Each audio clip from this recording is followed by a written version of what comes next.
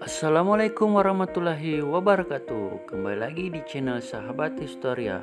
Kali ini saya akan membahas soal-soal P3K dan UPPPG Guru Sejarah. Selamat menyaksikan.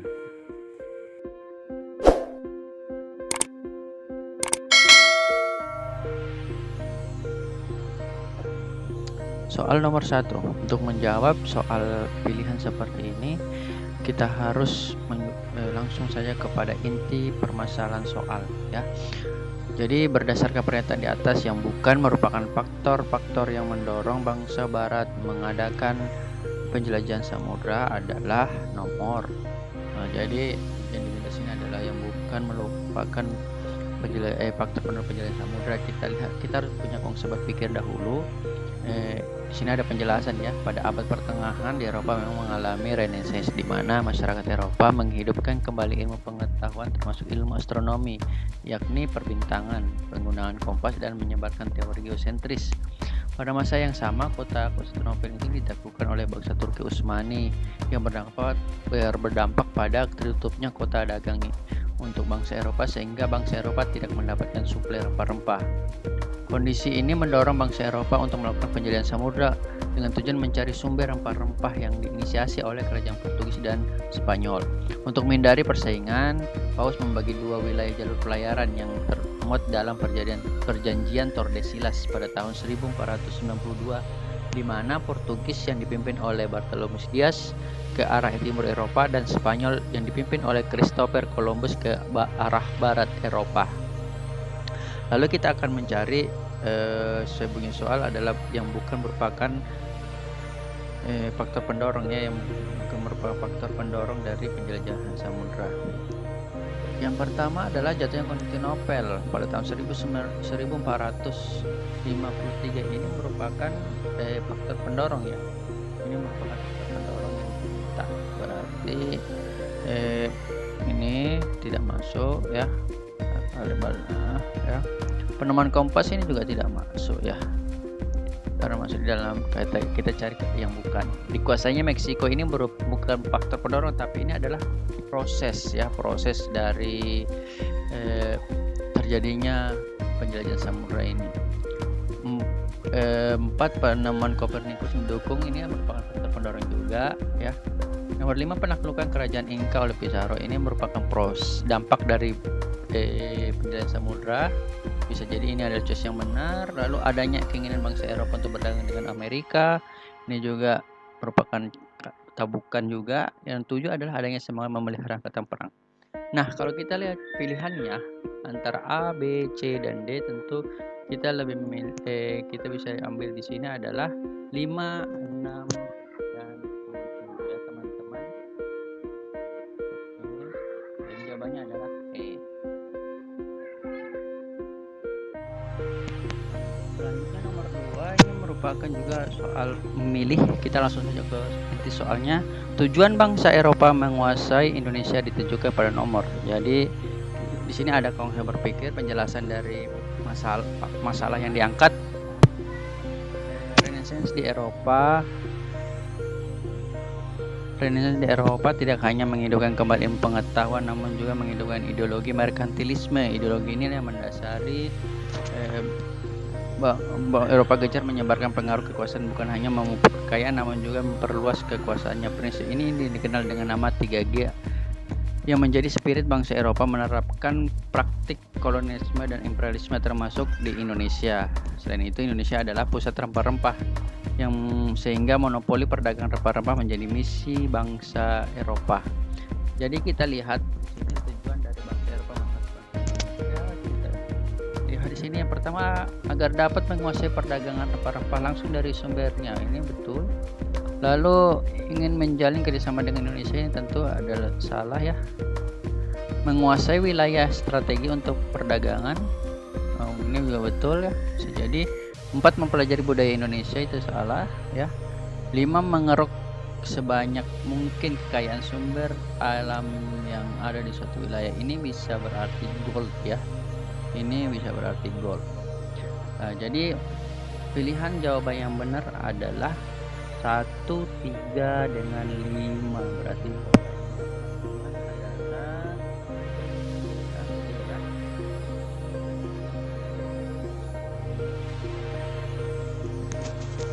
Kita masuk ke soal 3. Kedatangan bangsa Spanyol ke Indonesia, terutama di Maluku, adalah sebuah pelanggaran atas hak monopoli. Pelanggaran ini menyebabkan, jadi kita buat kerangka pikir dulu terkait dengan bagaimana kiprah Portugis dan Spanyol di Maluku. Jadi Portugis telah berhasil sampai di Maluku pada tahun 1512, menjalin hubungan dagang dengan kerajaan setempat dan berhasil menanamkan pengaruhnya di Maluku sehingga Portugis memonopoli perdagangan rempah-rempah. Pada tahun 1521, Spanyol sampai juga di Maluku dan ingin melakukan monopoli perdagangan rempah-rempah, sehingga satu-satunya jalan adalah harus berhasil mengusir Portugis dari Maluku. Terjadilah perebutan kekuasaan wilayah antara Portugis dan Spanyol. Konflik ini dimenangkan oleh Portugis dan berdasarkan perjanjian Zaragoza, Spanyol harus meninggalkan Maluku.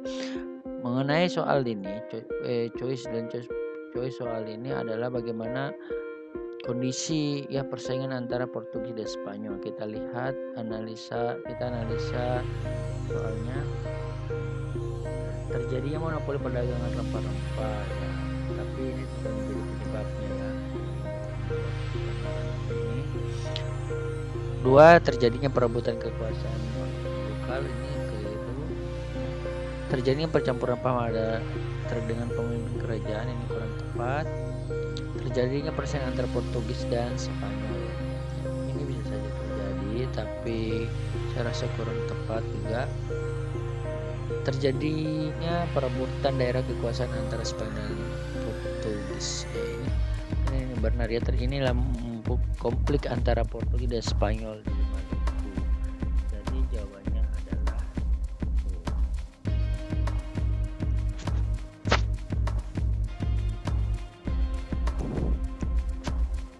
selanjutnya kita masuk di soal nomor 4. Kedatangan bangsa Belanda di Indonesia dipengaruhi oleh penjelajahan samudra bangsa Portugis. Karena jadi kita akan menganalisa bagaimana kondisi Eropa yang kemudian dibawakan rempah-rempah oleh bangsa Portugis yang berhasil mencapai Maluku dan membawa rempah-rempah ke Eropa. Jadi di Portugis ada satu pasar kota dagang namanya Lisabon. Disitulah tempat Portugis menjual rempah-rempahnya. Jadi di Lisabon ini Belanda tidak boleh masuk ke Lisabon, sehingga Belanda harus keluar dan mencari pusat rempah-rempah sendiri. Ada seorang tokoh namanya Cornelis de Houtman, merupakan pelaut Belanda yang berhasil mendarat di Banten pada tahun 1596 melalui jalur yang telah dilalui oleh pelaut Portugis. Penjelajahan samudra dari Belanda sampai ke Indonesia. Untuk mengatasi masalah persaingan antara para pedagang Belanda, maka Belanda membentuk faksi dagang namanya POC pada tahun 1602. Jadi choice dalam soal ini adalah bagaimana pengaruh penjelajahan samudra Portugis terhadap kedatangan Belanda itu sendiri. Kita lihat yang pertama, persaingan perdagangan antara pedagang lokal dengan pedagang bangsa Portugis membuat bangsa Inggris bergerak dan mengambil alih perdagangan. Ini kurang tepat. Ketangguhan pelaut-pelaut Portugis dalam menjelajah samudra menjadi acuan penjelajahan samudra bangsa Belanda untuk tiba di Indonesia. Ini kurang tepat ya. Rempah-rempah yang dibawa oleh Portugis membuat bangsa Belanda berusaha mencari daerah penghasil rempah-rempah melalui jalur pelayaran perdagangan yang dilakukan oleh bangsa Portugis. Ini yang saya bahas tadi, bahwa pasar dagang Portugis yaitu Lisabon ini ditutup bagi bangsa Belanda, sehingga bangsa Belanda harus keluar dan melakukan penjelajahan samudra untuk menemukan pusat rempah-rempah. Nah, untuk mencari jalur tersebut, Belanda mengikuti jalur pelayaran yang telah dilakukan oleh pelaut Portugis. Ini kemungkinan bisa benar ya. Kita lihat dulu D. Kedatangan bangsa Portugis di Ternate untuk membela kerajaan Ternate membuat bangsa Inggris datang ke Nusantara untuk membantu kerajaan Tidore yang melawan kerajaan Ternate. Ini kurang tepat ya, teman-teman. Persaingan antara pedagang Portugis dari Nusantara membuktikan bahwa rempah-rempah menjadi komoditi utama di Eropa, sehingga bangsa Inggris ingin memonopoli perdagangan rempah-rempah. Ini tidak ada hubungan dengan Belanda. Oke, jadi yang paling tepat itu adalah jawabannya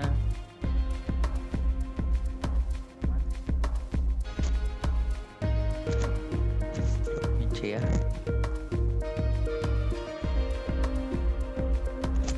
Baik, kita lanjut di nomor 5. Pemerintah Belanda memberikan hak istimewa VOC yang meliputi hak sebagai berikut kecuali. Jadi yang bukan merupakan hak istimewa yang diberikan VOC. Anekdot status VOC adalah negara di dalam negara karena memiliki hak otroi atau hak istimewa. Hak otroi yang dimiliki oleh VOC diberikan oleh Kerajaan Belanda meliputi hak memiliki tentara, hak mencetak mata uang, hak menyatakan perang dan membuat perjanjian. 4. Hak mengangkat pegawai. Dari materi ini kita lihat soal kembali yang kecuali adalah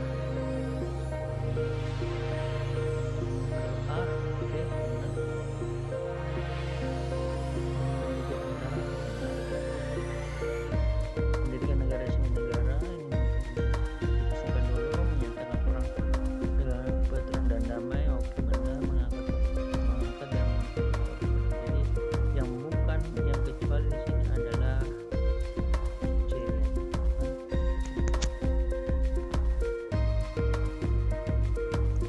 Baik, selanjutnya nomor 6. Kongsi dagang Inggris yang melakukan perdagangan hingga ke Indonesia berdiri pada abad ke-17 adalah jadi kongsi dagang Inggris, ada 2 kongsi dagang yang sangat terkenal di sini dalam praktik imperialisme dan monopoli perdagangan.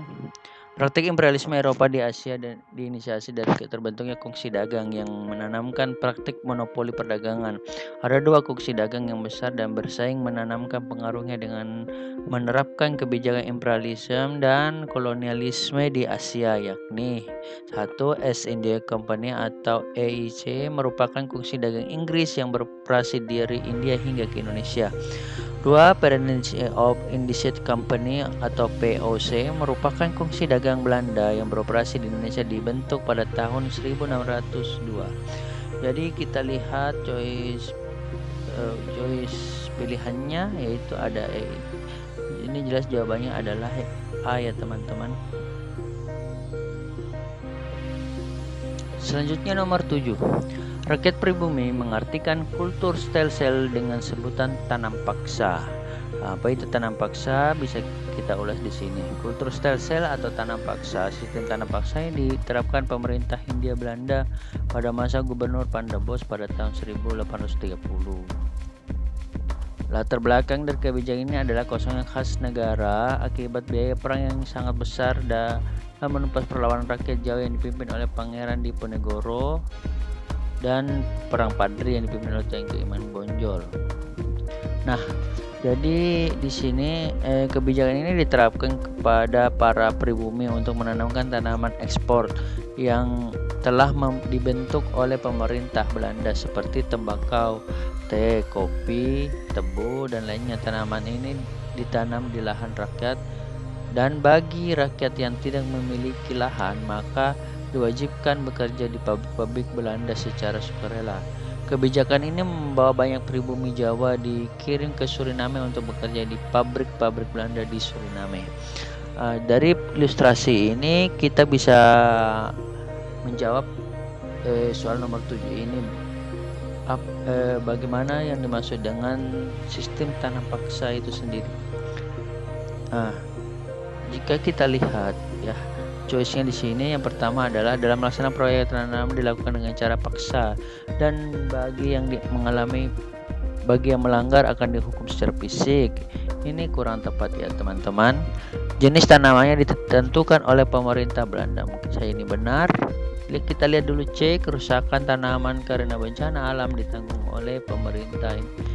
Kurang tepat. Adanya beban pajak yang berat, ini kurang tepat. Kegagalan hasil panen khususnya tanaman padi, ini kurang tepat. Yang paling benar adalah berarti jawabannya adalah B ya teman-teman.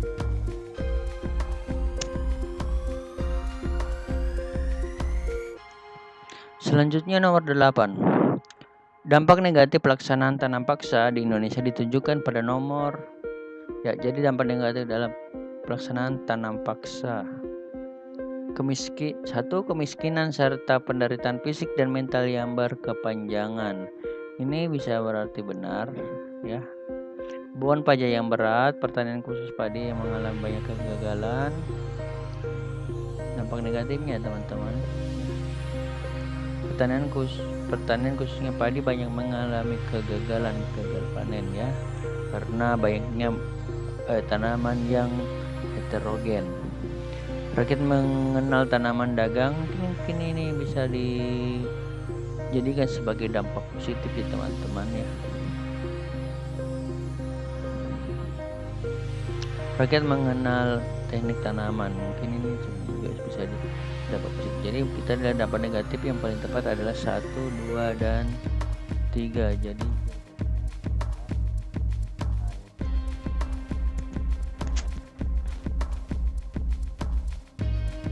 kita lanjut nomor 9. Kebijakan Herman Willem Daendels di Jawa membawa perubahan di era transportasi dengan membuka jalan sepanjang 1000 km dari Anyar ke Panarukan. Jalan ini yang kita kenal saat ini dengan jalur Pantura.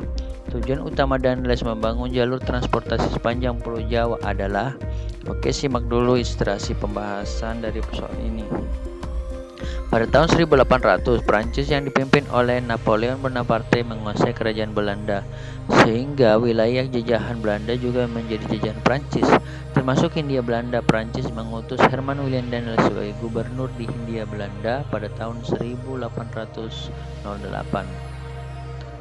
Herman Willem Daendels memacu ekonomi dengan pembangunan di Jawa. Salah satu kerja Daendels adalah membangun jalan darat dari Anyar ke Panarukan sepanjang 1000 km yang tentunya dilakukan dengan kerja roda oleh pribumi.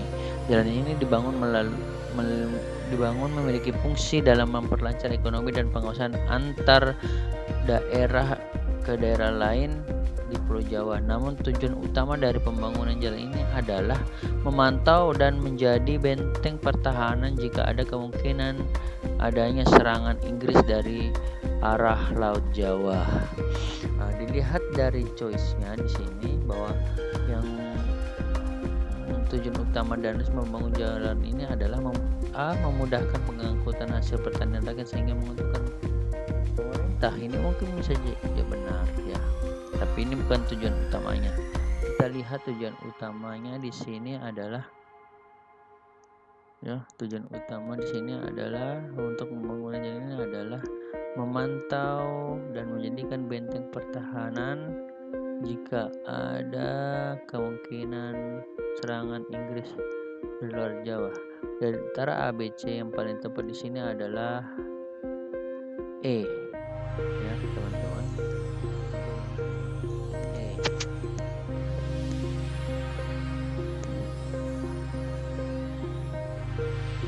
Nomor 10. Trias Pandapenter yang memiliki tujuan baik ternyata tidak mampu mensejahterakan penduduk pribumi. Hal ini karena kita lihat bagaimana Trias Pandapenter itu sendiri. Trias Pandapenter dikenal dengan nama politik etis yang terdiri dari 3, yakni edukasi, irigasi, dan transmigrasi.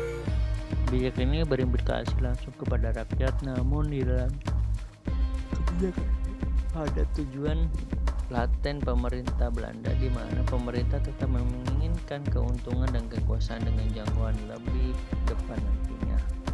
Nah, dari sini kita lihat yang mana yang paling tepat. A. Pemerintah kolonial Belanda kalah kekuasaan dengan golongan swasta. B. hanya golongan swasta dan Belanda. Kurang tepat melakukan kebijakan pura-pura bisa jadi benar, tapi kurang tepat ini ditentang oleh rakyat, ini tidak tepat ya. Jadi yang paling tepat di sini adalah E ya. Jadi kebijakan ini dimanipulasi oleh golongan liberal Belanda yang mengatasnamakan politik balas budi, namun pada kenyataannya 3 program ini ingin menguntungkan pemerintah Belanda sendiri, di mana jika edukasi ini para rakyat pribumi ketika sudah sekolah mereka akan dijadikan sebagai buruh ya, sebagai pekerja-pekerja di pabrik Belanda. Irigasi di sini adalah meningkatkan, salah satunya adalah berupaya meningkatkan hasil pertanian. Kita tahu bahwa ketika pertanian meningkat maka otomatis pajak bumi dan ekonomi juga akan meningkat, dan tentunya akan menguntungkan bagi negara juga. 3 adalah transmigrasi, di mana orang pribumi Jawa dikirim ke daerah luar ya, di luar Pulau Jawa seperti Kalimantan dan Sulawesi, dan ditempatkan di daerah-daerah konflik ini untuk mengamankan daerah-daerah yang rawan dengan konflik.